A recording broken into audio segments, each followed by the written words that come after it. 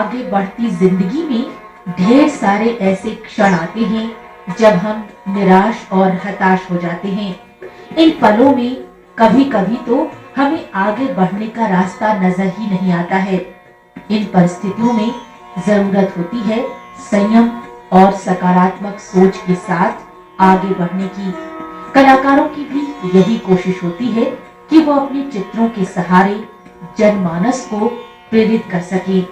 कुछ ऐसा ही प्रयास देखने को मिला नई दिल्ली की all India fine arts and craft society में आयोजित फरखंदा खान की एकल चित्रकला प्रदर्शनी में।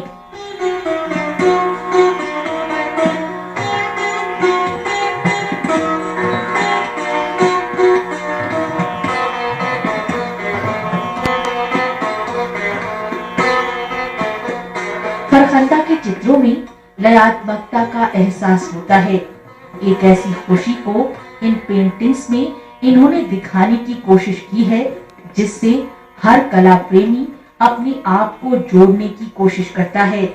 प्रकृति और जीवन के विभिन्न रंगों पर आधारित इन कृतियों में एक विस्तृत कथा संसार छिपा मालूम होता है।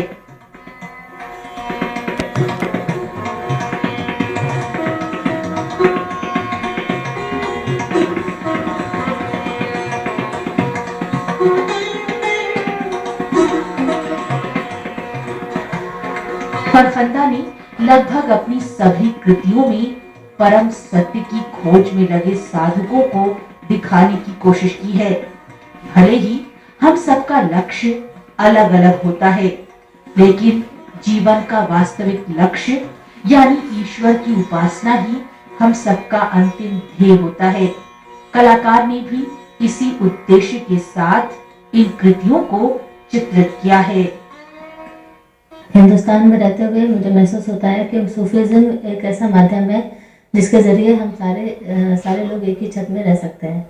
एक सिमिलरिटी है हमारे में, हर इंसान में परमात्मा से आत्मा को जोड़ने की कोशिश जारी रहती है।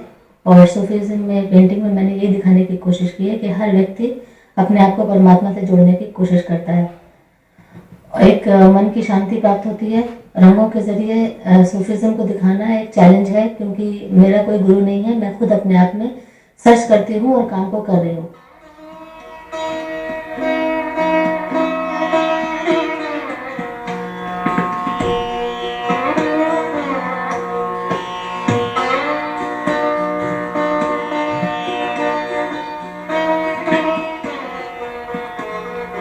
बहुत लंबे समय से कला की दुनिया में सक्रिय फरखंदा खान के चित्र जीवंत लगते हैं। इन्होंने अपनी कृतियों में रेखाओं का शानदार प्रयोग किया है। पेंटिंग्स में उकेरी गई लाइंस कृतियों को डिस्ट्रैक्ट नहीं करती हैं, बल्कि ये तो इन्हें एक नए आयाम तक ले जाती हैं। भावों को अभिव्यक्त करने वाली कला शांति और सुकून पहुंचाने का भी काम करती है। फरखंदा के चित्रों को देखकर भी कुछ पल के लिए हमें सुखद अनुभूति होती है। इन्होंने रंगों के चयन के स्तर पर शानदार काम किया है। सब्जेक्ट के अनुसार रंगों का समायोजन इतना अनुपम है कि ये हम सबसे संवाद करते मालूम होते हैं।